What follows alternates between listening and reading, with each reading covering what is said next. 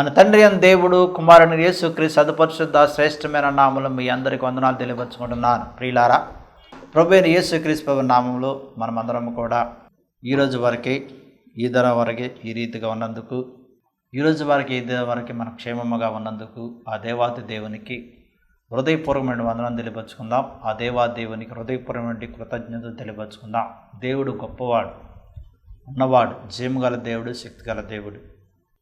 ఆయన యందు ఎవరైతే శ్వాస ఉంచి జీవిస్తారో, ఆయన యందు ఎవరైతే నమ్మిక కలిగి జీవిస్తారో, ఆయన యందు ఎవరైతే దినదినము ప్రతిదినము కూడా ప్రార్థన చేసుకుంటూ దేవుడే నన్ను కాపాడుతున్నాడు, దేవుడే నన్ను రక్షిస్తున్నాడు, దేవుడే నాకు కావలసిన అన్నీ కూడా అనుగ్రహిస్తున్నాడు అనే విశ్వాసంతో ఎవరైతే జీవిస్తారో, దేవుడు వారిని ఎడల గొప్ప కార్యాలు చేస్తూ, దేవుడు వారిని కాపాడుతూ రక్షిస్తూ వారి యొక్క జీవితంలో దేవుడు ఆనందాన్ని, సంతోషాన్ని కలగజేస్తాడు. ప్రియులారా, కాబట్టి దేవుడిచ్చినటువంటి ఆనందముతో, దేవుడిచ్చినటువంటి సంతోషముతో, దేవుడిచ్చినటువంటి కృపతో మనమందరము కూడా మన యొక్క జీవితాన్ని ముందుకు కొనసాగించాలి.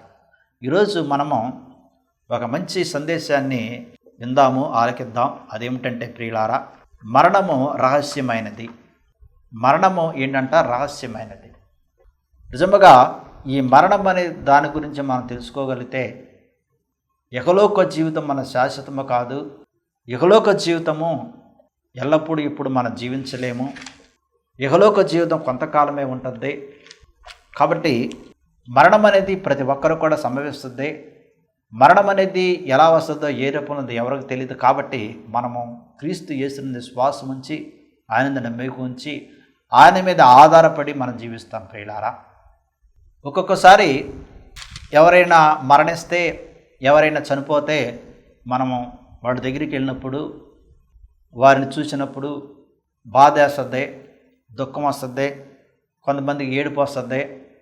కొంతమంది ఆలోచిస్తారు, రేపొద్దున నేను కూడా అలాగే చనిపోతా కదా, రేపొద్దున నా యొక్క శరీరము, నా యొక్క బాడీ కూడా అట్లాగే ఉంటుంది కదా అని కొంతమంది ఆలోచిస్తారు. ఆలోచించి ఏంటి జీవితము, ఏంటి ఇహలోక జీవితం, ఏంటి ఇహలోకములో ఎంతోమంది మరణించారు, ఎంతోమంది మరణిస్తున్నారు, ఎంతోమంది పుడుతున్నారు, ఎంతోమంది జీవిస్తున్నారు, ఏంటి అసలు మనిషి యొక్క జీవితం అని కొంతమందికి కొన్ని ఆలోచనలు కూడా వస్తాయి. ప్రియులారా, మరి మరణం అనేది రహస్యమైనది. మనిషి ఎప్పుడు పుడతాడో, ఎప్పుడు జన్మిస్తాడో ఎవరికి కూడా తెలియదు. అది ఒక రహస్యమైనది అన్నమాట.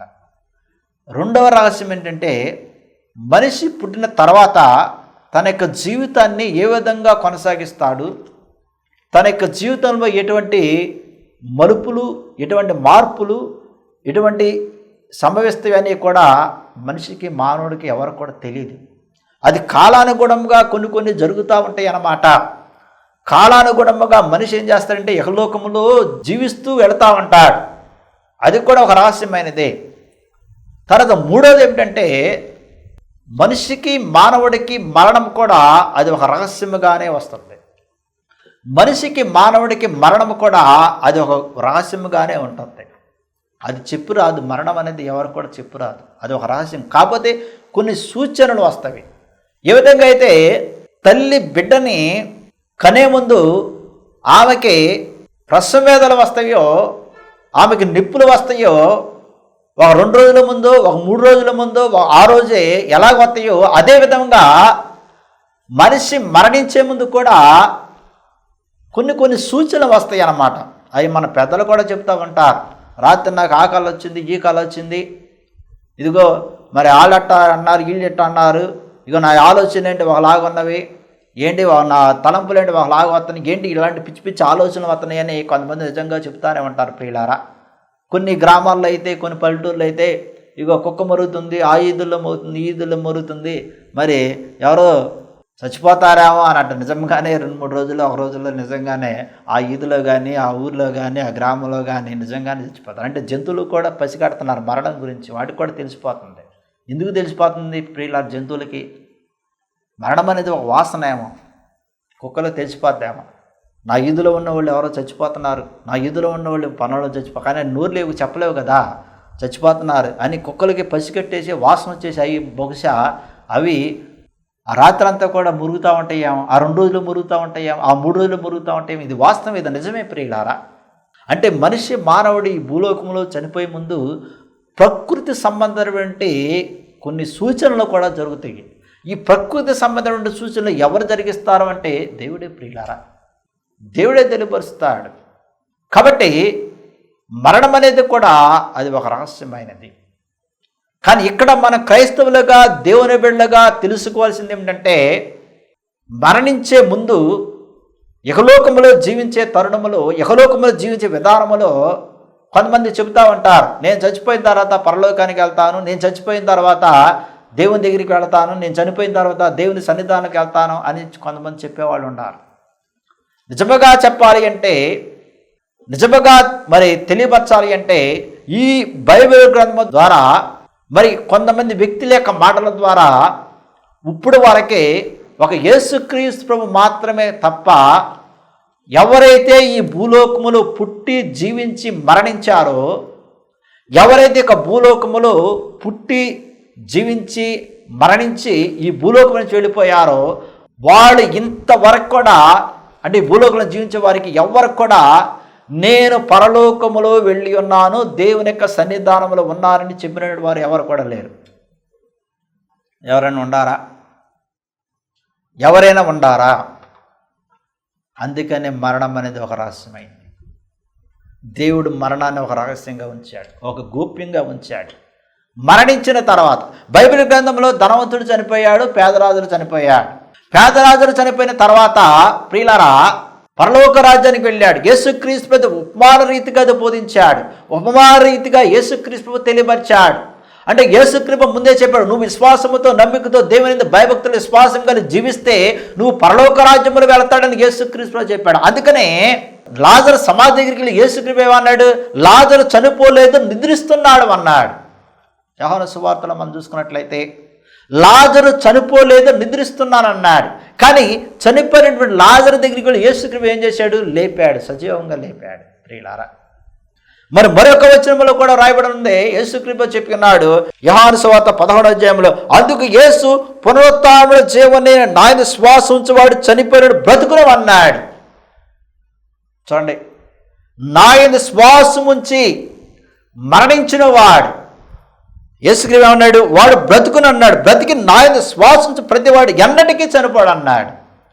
చూడండి ప్రియులారా, కానీ యేసుక్రీస్తు బైబిల్ గ్రంథంలో స్పష్టంగా కూడా మరి కొన్ని సందర్భాల్లో ఆయన కొన్ని చెప్పలేదు. కాకపోతే మత్తయి సువార్త 25వ అధ్యాయం 41వ వచనంలో చెప్పాడు, ఎవరైతే మంచి మంచి పనులు చేస్తారో వారు తండ్రి యొక్క కుడివైపున కూర్చుంటారు, ఎడవైపున కూర్చోవాడు కొంతమంది ఉంటారు అని యేసుక్రీస్తు అక్కడ చెప్పాడు.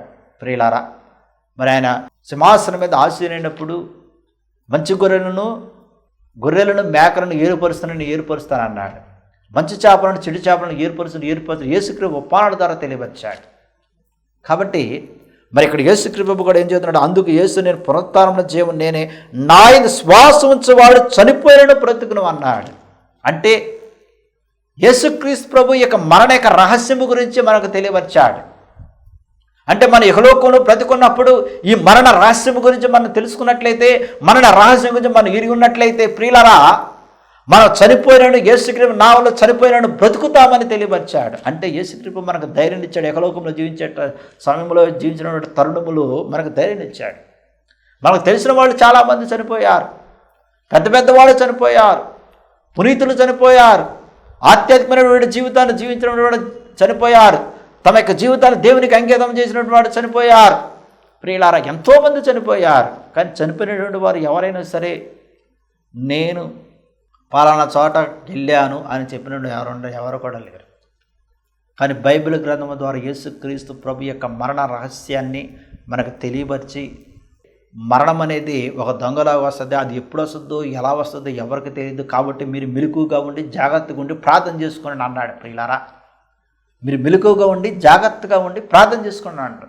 మరణం అనేది ఒక దొంగలాగా వస్తుంది అన్నాడు. అందుకని యేసుక్రీస్తు ప్రభు చనిపోయిన తర్వాత సమాధిలో పెట్టిన తర్వాత ఆయన ఇక్కడ లేడు, సజీవంగా లేచి ఉన్నాడు అన్నాడు. అంటే మరణ రహస్యాన్ని ఆయన పటాపంచలు చేసి ఉన్నాడు, మరణ రహస్యాన్ని ఆయన బయలుపరిచి ఉన్నాడు, మరణ రహస్యాన్ని ఆయన వ్యక్తపరిచి ఉన్నాడు, మరణ రహస్యాన్ని తెలియపరిచి ఉన్నాడు. ప్రియులారా నిజంగా ఒకసారి మనకు చాలా బాధ వేస్తుంది. ఒకసారి చాలామంది బాధపడతా ఉంటారు. ఒకసారి కొంతమంది చచ్చిపోయినప్పుడు ఎందుకు బాధ అవుతుంది? కొంతమంది చనిపోయినప్పుడు అంటే వాళ్ళు బతుకున్నప్పుడు ఎంతో ఆశ పెట్టుకుని బతుకుతారు, ఎంతో కోరికలు పెట్టుకుని బతుకుతారు, ఎంత చక్కగా బతుకుతారు అంటే వాళ్ళు బతికిన దినాల్లో ప్రియులారా ఎంతో ఆశతో, ఎంతో కోరికతో మంచి మంచి వస్త్రాలు, మంచి మంచి దుస్తువులు, బంగారము, వెండి ప్రియులారా ధరించుకొని గర్వంతో, అహంకారంతో జీవించేవాళ్ళు కూడా ఉండాలి. కొంతమంది ఎంత అందముగా అలంకరణ కలిగి, ఎంత ఆనందమైనటువంటి జీవితాన్ని జీవించేవాళ్ళు కూడా ఉన్నారు. కానీ వాళ్ళు సడన్గా చచ్చిపోతే నిజంగా ఎవరికైనా బాధే కదా. వాళ్ళు సడన్గా తమ యొక్క ప్రాణాన్ని కోల్పోతే ఎవరికైనా బాధే కదా. సడన్గా వాళ్ళ యొక్క ప్రాణాన్ని కోల్పోయి వారు మట్టిలో కలిసిపోతే అయ్యో ఏంటి జీవితము, మట్టిలో కలిసిపోతే ఏంటి జీవితం. అందుకని దేవుడు అన్నాడు, మట్టి నుండి పుట్టిన ప్రతి ఒక్క మానవుడు కూడా మట్టిలోనే కలిసిపోవాలని ఆదిలోనే ఆదాముకి దేవుడు తెలియపరిచాడు. ప్రియులారా, ఈ ఆత్మ దేవుని దగ్గర నుంచి వచ్చింది కాబట్టి మరలా ఈ ఆత్మ దేవుని దగ్గరికి వెళ్ళిపోవాలని యేసుక్రీస్తు ప్రభు మరణ రహస్యాలన్నీ కూడా మనకు తెలియవచ్చాడు. కాబట్టి ఈ మరణ రహస్యాలన్నీ కూడా మనం విరిగి తెలుసుకుంటే మనం ఎవరం కూడా మరణం గురించి భయపడం. ప్రియులారా, మరణం అనేది ఒక సహోదరులాగానే, ఒక సోదరులాగానే వస్తుంది అన్నాడు భక్తుడు దావీదు కూడా తెలియవచ్చాడు. ఓ మరణమా నీ ముళ్ళు ఎక్కడ అన్నాడు. ఓ మరణమా నువ్వు ఎక్కడ దాగి ఉన్నావు అన్నాడు. ఓ మరణమా నువ్వు నన్ను ఎందుకు భయపెడుతున్నావు అన్నాడు. ప్రియులారా, ఓ మరణమా నీ అధిపతి ఎక్కడ అన్నాడు. నువ్వు అధికారంతో అధిపతితో నన్ను చలాయిస్తున్నావు ఎక్కడ అంటున్నాడు. ప్రియులారా, ప్రశ్న వేస్తున్నాడు మరణం గురించి. ప్రియులారా, నిజంగా మరణం అనేది ఎక్కడ లేదు, అది మన చేతుల్లోనే ఉంటుంది అన్నారు. It is there in my hand అన్నాడు భక్తుడు దావీదు. మరణం అనేది ఎక్కడ లేదు, మన చేతుల్లో ఉంది, మన యొక్క హృదయంలో ఉంది, మన యొక్క జీవితంలో ఉంది మరణం. ప్రియులారా, కాబట్టి మరణము గురించి మనము భయపడాల్సి. అందుకని మరణం అనేటువంటి రహస్యాన్ని యేసుక్రీస్తు ప్రభు స్పష్టంగా తెలియపరిచాడు. యేసుక్రీస్తు స్పష్టంగా చెప్పినాడు. అందుకని నాయన శ్వాస ఉంచి మరణించిన వాడు ఎన్నటికీ మరణించడు అన్నాడు. బ్రతికి నాయన శ్వాస ఉంచి ప్రతివాడు ఎన్నటికీ చనిపోడు అన్నాడు. బ్రతికి నాయన శ్వాస ఉంచి ప్రతివాడు ఎన్నటికీ చనిపోడు. ప్రియులారా, మరి బ్రతికి ఆయన శ్వాస ఉంచి జీవిస్తే మనం శరీరమైన మరణాన్ని పొందుతాం, కానీ ఆధ్యాత్మికమైన మరణాన్ని పొందడం. అది నిరంతరమైనది, శాశ్వతమైనది. కాబట్టి ఈ మరణమైనటువంటి రహస్యాన్ని మనం ఎరిగి ఉంటే ఇహలోకములో మన యొక్క జీవితం కొంతకాలమే ఉంటుంది, ఇహలోకంలో మన యొక్క జీవితం కొంతకాలమే కొనసాగింపబడుతుంది. ఇహలోకములో మన యొక్క జీవితము కొన్ని దినాలు, కొన్ని సంవత్సరాలు, కొన్ని నెలలు మాత్రమే ఉంటుంది. ఇక మనం ఈ యొక్క కాలము నుండి, ఈ యొక్క లోకము నుండి మనము ఏదో ఒక రోజున వెళ్ళేటువంటి వారమే. కాబట్టి మరణమైన రహస్యము గురించి మనం భయపడవసరం లేదు. అటాగిటా అనేది ప్రియులారా, అందుకనే ధనవంతుడు చనిపోయిన తర్వాత నరకములో ఉండి అక్కడ వేతన పడుతున్నాడు, చాలా వేతన పడుతున్నాడు. అప్పుడు అబ్రహాము ఏం చెప్పాడు? అబ్రహాముని అడిగాడు ఈ ధనవంతుడు నరకంలో ఉండి, ప్రభువా తండ్రి నన్ను కూడా తీసుకెళ్ళమన్నాడు, లాజరు దగ్గరికి తీసుకెళ్ళి, ప్రభువా లాజరు సుఖంగా ఉన్నాడు కదా, శాంతంగా ఉన్నాడు కదా, అక్కడ తీసుకెళ్ళు నన్ను అని అడిగాడు. అప్పుడు ఏమన్నాడు? లాజరు దగ్గరికి రావాలంటే పెద్ద ఆగద జలం ఉంటుంది. ప్రియులారా, నువ్వు అక్కడ వాళ్ళు ఇక్కడికి రారు, ఇక్కడ వాళ్ళు అక్కడికే వెళ్ళరు. నువ్వు జీవించినంత కాలంలో కూడా నువ్వు సుఖంగా జీవించావు, సంతోషంగా జీవించావు, ఆనందంగా జీవించావు, తిన్నావు, త్రాగావు, సుఖించావు. ఒక్కసారి నువ్వు జ్ఞాపకం చేసుకో, ఇహలోకములో ఉన్నప్పుడు నువ్వు ఎటువంటి జీవితాన్ని జీవించావు అని అబ్రహాము ఆ ధనవంతుడికి గుర్తు చేస్తున్నాడు. కానీ ధనవంతుడు చాలా ప్రాధాయపడ్డాడు ఆ సమయంలో. నువ్వు అలా అనవద్దు, ఎలా అనవద్దు, ఓ తండ్రి అయిన అబ్రహామా నువ్వు అలా అనవద్దు, ఎలా అనవద్దు అని చాలా ప్రాధాయపడ్డాడు. అంటే ఇహలోకములో మనము దేవుని యందు భయభక్తులు కలిగి, ఇహలోకంలో దేవుని యందు నమ్మిక కలిగి, ఇహలోకంలో దేవుని శ్వాసం కలిగి జీవించామనుకోండి ప్రియులారా, మనము భయపడనవసరం లేదు. మరణం గురించి భయపడవసరం లేదు, మరణ రహస్యం గురించి మనం భయపడవసరం లేదు. ఈ మరణ రహస్యం గురించి మనం ఎక్కువగా చింతించవసరం లేదు. ప్రియులారా, విశ్వాసంతో, ధైర్యంతో, నమ్మికతో మనం జీవించాలి. అందుకని మరి యేసుక్రీస్తు ప్రభు నామములో మనమందరము కూడా ఈ మరణ రహస్యం గురించి మనం ఎరిగి ఉండాలి. ఈ మరణ రహస్యం గురించి మనం తెలియపరచడానికి యేసుక్రీస్తు ప్రభు కూడా ఆయన మన కొరకు 3వ రోజున సజీవంగా లేచి ఉన్నాడు, సమాధుల నుంచి లేచి ఉన్నాడు, సజీవంగా లేచి ఉన్నాడు. ప్రియులారా, కాబట్టి ఇహలోకంలో ఎంతోమంది, కోట్ల మంది మరణించారు ఇప్పటి వరకు. ప్రియులారా, ఎంతమంది మరణించారని చెప్పలేనంత. ఈ భూమి పుట్టిన తర్వాత దేవుడు ఈ భూమిని తయారు చేసిన తర్వాత, ఈ లోకాన్ని చేసిన తర్వాత ఎంతమంది చనిపోయారంటే లెక్కలేనంతమంది చనిపోయారు. మరి వీళ్ళందరూ కూడా ఎక్కడికి వెళ్ళారు? వీళ్ళందరూ కూడా ఎక్కడ జీవిస్తున్నారు ప్రియులారా? చూడండి, ఎంతమంది చనిపోయారంటే లెక్కలేనంత. నీలాంటి వాళ్ళు, నాలాంటి వాళ్ళు ఎంతమంది ఈ భూలోకంలో చనిపోయారు.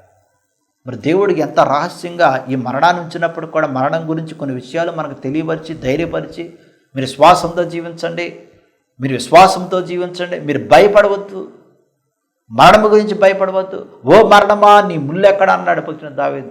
అందుకని మరణం గురించి ఎట్టి పరిస్థితుల్లో కూడా భయపడకుండా ప్రియులారా మనమందరం కూడా విశ్వాసంతో, నమ్మికతోనే జీవించాలి. అందుకని మరణము గురించి మనం కొన్ని విషయాలు కూడా తెలుసుకోవటము చాలా మంచిది. అందుకని ప్రకటన గ్రంథము 1వ అధ్యాయం 18వ వచనం చదువుకున్నట్లయితే, నేను మొదటవాడును కడపడవాడును జీవించువాడును మృతుడనైతిని గాని ఇదిగో యుగయుగములు సజీవుడినే ఉన్నాను అంటున్నాడు.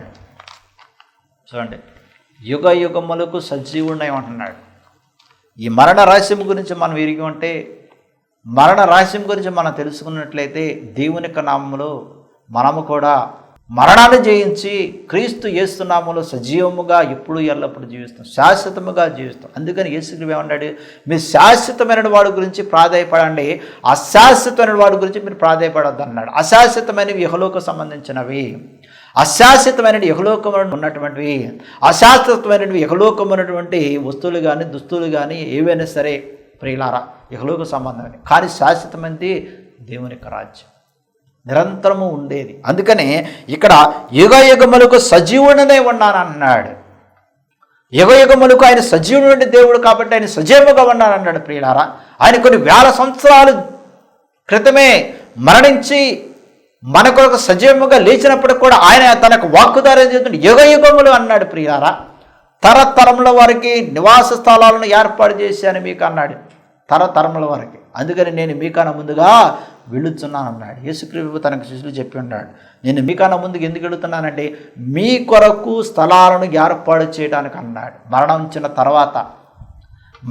తర్వాత యేసుక్రీస్తు మన కొరకు స్థలాలని, పరలోక రాజ్యంలో స్థలాలను ఏర్పాటు చేయడానికి. ఇహలోకమైన స్థలాలు శాశ్వతము కాదు, ఇహలోకమైనటువంటి స్థలాలు కనుమరుగైపోతాయి. ఇహలోకంలో ఉన్నటువంటి స్థలాల్లో మనం ఎంతకాలం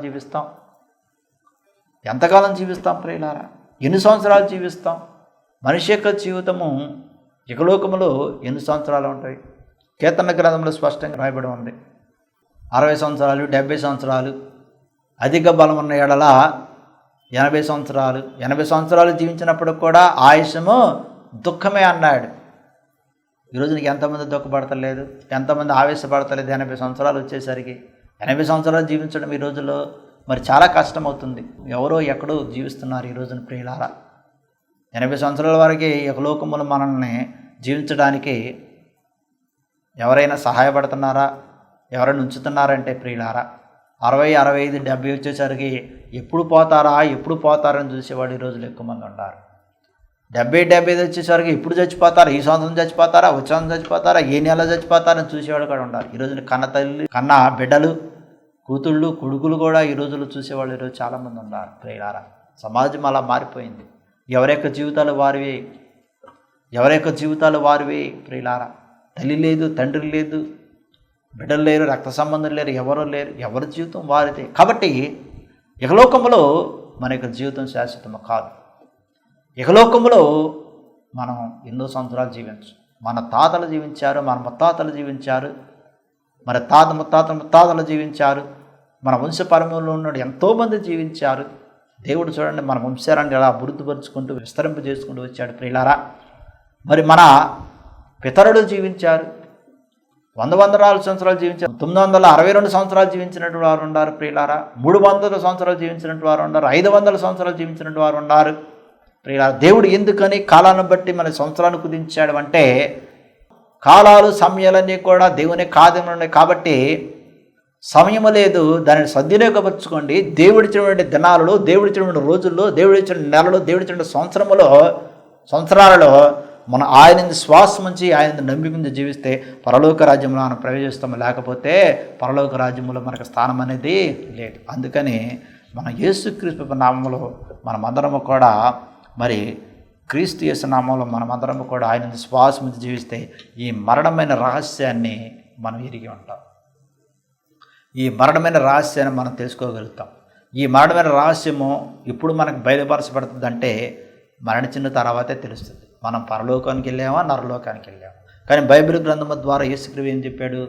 మనం నీతిమంతులుగాను పరిశుద్ధులుగాను దేవుని భయభక్తులు విశ్వాసము కలిగి జీవిస్తే పరలోక రాజ్యంలో ప్రవేశిస్తారు, లేకపోతే ప్రవేశించాలని బైబిల్ గ్రంథము ద్వారా యేసుక్రీస్తు ఉపమానాల ద్వారా దేవుని యొక్క రాజ్యం ప్రకటించడం ద్వారా అనేకమైనటువంటి సత్యాలు, అనేకమైన మర్మాలు, మరణము గురించి, మరణ యొక్క రహస్యాల గురించి మనకు తెలియపరిచాడు. కాబట్టి మన యేసుక్రీస్తు విశ్వాసం ఉంచి, యేసుక్రీస్తు నమ్మిక ఉంచి జీవించాలి. అందుకని మన యేసుక్రీస్తు యందు విశ్వాసం ఉంచి, యేసుక్రీస్తు నమ్మిక ఉంచి మనం జీవిస్తే దేవుడు తప్పకుండా ఈ మరణమైన రహస్యాన్ని మనకు బయలుపరుస్తాడు అన్నమాట. ప్రియులారా, మరి 1 కొరింథీయులకు రాసిన లేఖ 15వ అధ్యాయం 55వ వచనం చదువుకున్నట్లయితే, ఓ మరణమా నీ విజయం ఎక్కడ అన్నాడు. ఓ మరణమా నీ ముళ్ళు ఎక్కడ అన్నాడు పౌలు గారు. అందుకని పౌలు గారు అన్న బ్రతుకుడు క్రీస్తే, సావైనా సరే మేలు అన్నాడు. బ్రతకడము క్రీస్తే, చావు అయితే మేలే అన్నాడు. ప్రియులారా, నేను క్రీస్తు కొరకే జీవిస్తాను, క్రీస్తు కొరకే మరణిస్తాను అన్నాడు. అది మరణం యొక్క రహస్యాలు బట్టబయలు చేపట్టేది. కాబట్టి మనం యేసుక్రీస్తు కొరకు జీవిస్తూ ఆయన యందు విశ్వాసం జీవిద్దాం. ఈ మరణమైన రహస్యం గురించి దేవుని ద్వారా తెలుసుకుని విశ్వాసముతో, ధైర్యముతో, నమ్మికతో జీవిద్దాం. దేవుడికి వాక్యాన్ని దీవించి మహింపరచును గాక. ఆమేన్. మహాపరిశుద్ధుడా, ప్రేమగల నా తండ్రి, నీ ఘనమైన శ్రేష్టమైన నామమునకు వందనాలు, స్తోత్రాలు నా ప్రభువా. నీ నామముతో నీకు వాక్యాన్ని విని ఉన్నాం, ఆలకించిన నా తండ్రి. ఇక మరణ రహస్యం గురించి నా తండ్రి కొన్ని వాక్కులు నా తండ్రి, కొన్ని సత్యాలు మాకు తెలియపరిచి బయలుపరిచి నీకే ఉంది, నీకే స్తోత్రం నా ప్రభువా. మరణం గురించి మేము ఏ విధంగా కూడా భయపడకుండా నా తండ్రి ఇది శ్వాసం చేసి సహాయించి, ఎవరెవరైతే నా తండ్రి యొక్క మాటలను, యొక్క పలుకులని, యొక్క బోధనలు విని ఉన్నారు, ఆలకించి ఉన్నారు, వారికి శక్తిని, బలమును, ఆరోగ్యమును, ధైర్యమును, శ్వాసమును కలచని ప్రార్థన చేస్తున్నా తండ్రి. ఎవరెవరైతే ప్రార్థన ఏకీవిస్తున్నారో వారికి కొన్ని కృపతని, వారిని జీవించే విధానం కూడా తోడుని ప్రార్థన చేస్తున్నా తండ్రి. వారికి కూడా శక్తిని, బలమును, ఆరోగ్యమును అరిగించడం ప్రార్థన చేస్తున్నారు. వారిని జీవించే విధానం కూడా తోడుని ప్రార్థన చేస్తున్నా తండ్రి. మేము చేస్తున్న ప్రతి ఒక్క పనిపాడు కూడా తోడుని ప్రార్థన చేస్తున్నా తండ్రి. రోగుల కొరకు ప్రత్యేకంగా ప్రార్థన చేయమన్నాను ప్రభా. జ్వరాలతో, టైఫాయిడ్ జ్వరాలతో, మలేరియాతో నా తండ్రి, గుండె జబ్బులతో, పక్షవాత రోగాలతో, క్యాన్సర్తో, బీపీలతో నా తండ్రి, షుగర్లతో, కిడ నొప్పులతో, మోకాళ్ళ నొప్పులతో, నడు నొప్పులతో నా తండ్రి, ఎవరైతే ఏ రోగంతో బాధపడతాం నీకే తెలుసు నా తండ్రి. రోగులను స్వస్థపరిచే దేవుడు నువ్వే, రోగుల ఏడల అద్భుతాలు చేసే దేవుడు నువ్వే, రోగుల ఏడల ఆశ్చర్య కార్యములు చేసే దేవుడు నా తండ్రి. ఒక్కొక్క రోగిని తట్టండి, ముట్టండి నా ప్రభా. ఏ రక్తమైన శిల మీద కాచావు, ఏ రక్తమైన శిల మీద ప్రోక్షించావు, అదే రక్తాన్ని కాచి ప్రోక్షించిన నా తండ్రి సంపూర్ణమైన ఆరోగ్యములు, సంపూర్ణ స్వస్థను కలగచ్చేయమని, మేము చేస్తున్న ప్రతి ఒక్క పనిపాడు కూడా తోడేడు ఉండమని మారకిడిని యేసుక్రీస్తు సదుపరిశుద్ధ నామములో ప్రార్థన చేసి అడిగడుగున్న తండ్రి. ఆమేన్. ఓ మరణమా నీ ముల్లెక్కడా, ఓ మృత్యువా నీ విజయమెక్కడా. ఓ మరణమా నీ ముల్లెక్కడా, ఓ మృత్యువా నీ విజయమెక్కడా. సిలువయందు నీ ముల్లు పెరికివేయబడినది, విజయమందు మరణము మృంగివేయబడినది. సిలువయందు నీ ముల్లు పెరికివేయబడినది, విజయమందు మరణము మృంగివేయబడినది. రక్తం జయం, యేసు రక్తం జయం, రక్తం జయం, సిలువ రక్తం జయం, రక్తం జయం, యేసు రక్తం జయం, రక్తం జయం, సిలువ రక్తం జయం. ఓ మరణమా నీ ముల్లెక్కడా, ఓ మృత్యువా నీ విజయమెక్కడా.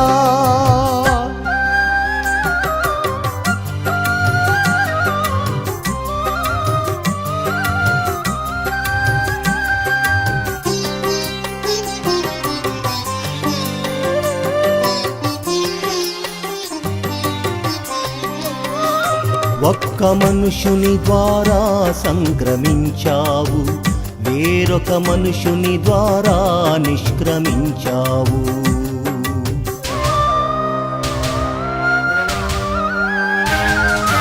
ఆదామునందు ఎట్లు మృతి పొందుచున్నామో, క్రీస్తునందు అటువలే తిరిగి బ్రతుకుచున్నాము. క్షయమైన దాని వలె విత్తబడుచున్నాము, అక్షయముగా క్రీస్తులో లేపబడుచున్నాము.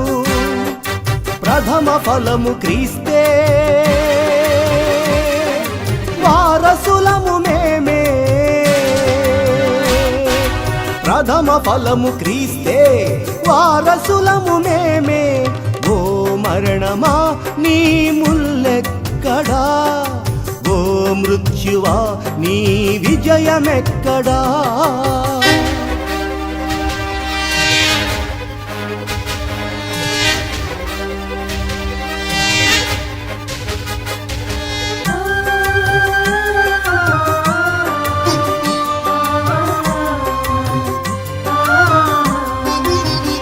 మొదటి ఆదాము వలన అంకురించావు కడపటి ఆదాము వలన అంతరించావు